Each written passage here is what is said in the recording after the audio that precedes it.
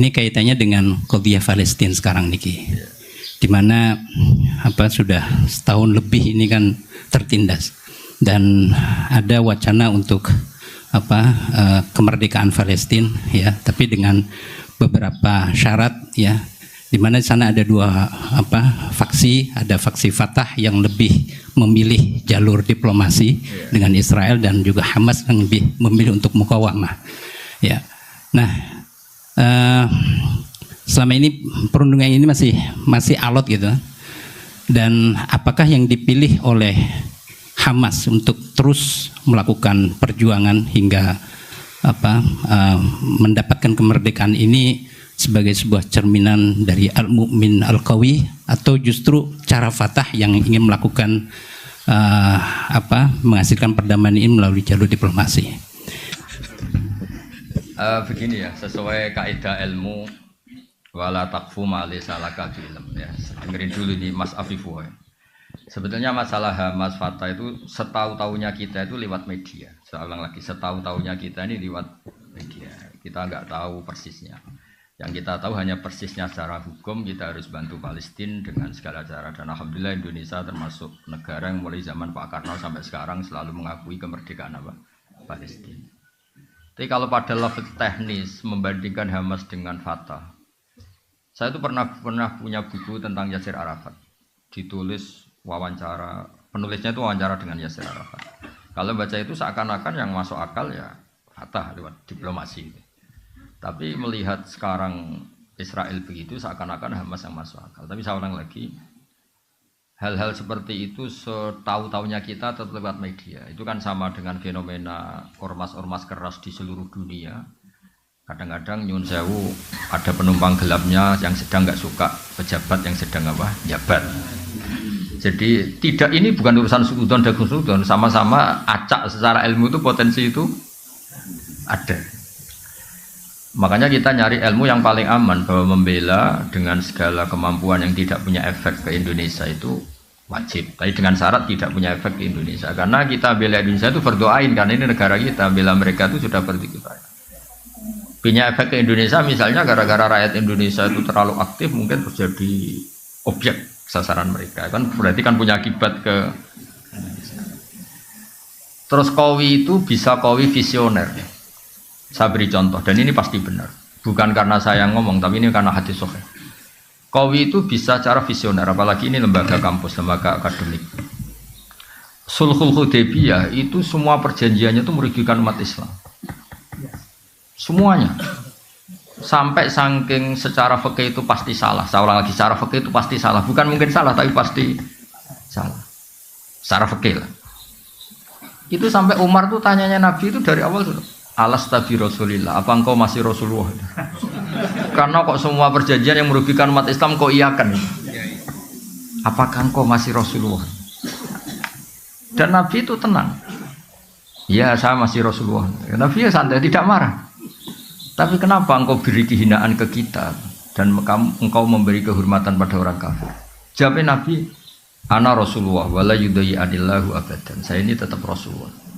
Itu diantara perjanjian gini, kalau orang Islam masuk kafir itu suruh biarin, karena kembali ke habitat. Karena Islam itu asal usulnya kafir, sehingga kalau masuk kafir disuruh biarin. Kalau kafir ke Islam harus dikembalikan, karena ini bid'ah. Loh betul, Abu Jahal kalau ngistilahkan Islam itu ila dinin muktadain, agama yang apa? Bid'ah. Semua itu merugikan umat Islam. Terus Nabi hanya minta, sudah turutin semua. Terus kamu minta apa Muhammad? Dari pihak kafir namanya Suhail bin Amr. Saya minta ruang diskusi tentang Islam dan kafir itu dibuka seluas-luasnya. Dan tidak ada halangan. Diskusi terbuka. Oh enggak masalah Muhammad, diskusi saja. Itu perjanjiannya 10 tahun. Hudnah itu genjatan senjata. Ini ketok. Qawi itu bisa visioner. Ternyata apa? Setelah diskusi terbuka. Gimana? Tuhan satu sama banyak itu rasional mana? Ya rasional satu, masa Tuhan dengan Lata Uzza rasional? Ya rasional Allah. Lata Uzza kok Tuhan gimana? Dia hanya batu ini. Kalau Abu Jahal sama Muhammad juga bener, Muhammad Abu Jahal ora tahu bener. Walhasil semua diskusi itu akhirnya mereka menyimpulkan dari diri mereka sendiri kalau mereka itu alal batil. Gak sampai 2 tahun mayoritas orang Mekah itu menyatakan Islam. Itu kata sarah-sarah hadis Nabi itu cara sekarang menyelipkan satu hal yang nanti positif selamanya. Mergo Nabi pede kalau diskusi itu terbuka pasti orang tahu mana yang hak mana yang batil. Ya sama, ada orang yang mengusulkan kalau Palestina itu masuk komunitas internasional dengan cara diplomatik. Sekarang misalnya Perancis sudah ngakui. Dunia itu pasti menolak kebiadaban. Soal waktunya terserah Allah, tapi tetap trennya itu menolak kebiadaban. Jadi itu pentingnya Qawi secara visioner. Kayak tadi yang saya utarakan tadi. Saya ini manusia, saya tentu punya nafsu, punya selera, punya keinginan. Tapi sudah saya hitung. Kalau saya misalnya mau jadi dokter honoris causa atau mau jadi rektor misalnya, itu kan orang masa tanya fikih seruwet itu. Tapi kalau ada yang kultural kan kayak jenengan gini, cucu pengen ngaji di saya, terus ngaji itu aja. Coba kalau ngaji direktur, cari itu dosen yang ahli itu, yang bagian itu, ayo wajar. Wah enaknya jadi rektor kan, kalahnya sama ketua yayasan. Coba kalau Islam gitu mau dikemanakan ya? Tapi ya kita butuh. Karena yang jadi menteri tentu yang punya gelar, yang jadi Qawi itu bisa Qawi secara apa? Bisa. Terus contoh menaik di Uni Soviet, Mas Afifullah. Saya punya teman banyak yang kerja di sana. Saya kan karena kerja di Jogja punya teman yang kerja di Jerman di mana-mana. Itu cerita. Ketika Uni Soviet runtuh, yang peristiwa Glasnost itu kenapa ceknya tetap Islam, Uzbekistan tetap Islam. Saya juga pernah ketemu orang Uzbek di Malaysia. Di Malaysia apa di Korea itu ketemu ulama Uzbek. Itu cerita. Mereka tuh punya ruang-ruang di bawah tanah untuk ngajari anak-anaknya tauhid. Sehingga ketika secara lahir itu komunis ateis, sebenarnya mereka itu punya tauhid. Maka ketika keluar dari Uni Soviet, itu tauhid gak pernah hilang. Jadi barokahnya kayak Madin. Berarti terus mereka milih jadi tetap negara Islam. Uzbek ceknya. Artinya apa? Ketika secara lahir mereka terkooptasi oleh paham ateisme, paham komunisme, mereka ternyata di keluarganya tetap menanamkan apa? Tauhid. Makanya ketika tauhid ini nggak pernah hilang, terus negara merdeka ya langsung tetap jadi negara komunitas Muslim. Maka di antara visi Quran itu tentang kalimat tauhid itu begini: wa ja'alaha kalimatam baqiyatan fi aqibi. Kemudian Ibrahim menjadikan kalimat tauhid sebagai kalimat yang abadi di anak turunnya. Kenapa kata fi aqibi, bukan kampus, bukan pondok? Karena orang itu pasti ingin yang penting selamat tuh anaknya dulu. Makanya sebelum ke Unisma anak ini sudah muslim, sebelum mondok juga sudah.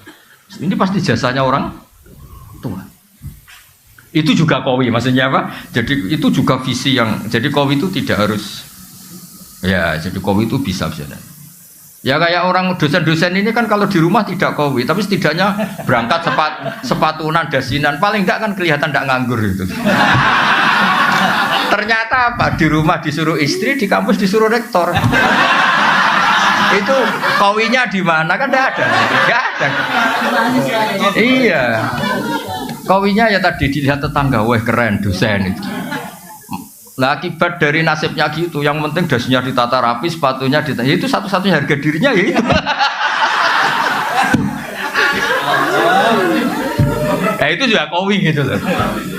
Kan lumayan, ada tahapan hidup gak dianggap pengang.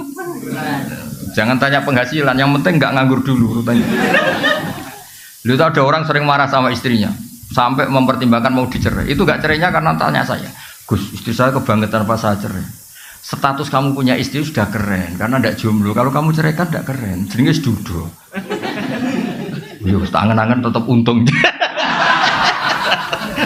Tangan-tangan punya istri tetap untung. Karena ini dudo ya ora kepenak kata saya. Ya kecuali istri kamu yang menceraikan lewat rafa, gimana lagi gitu.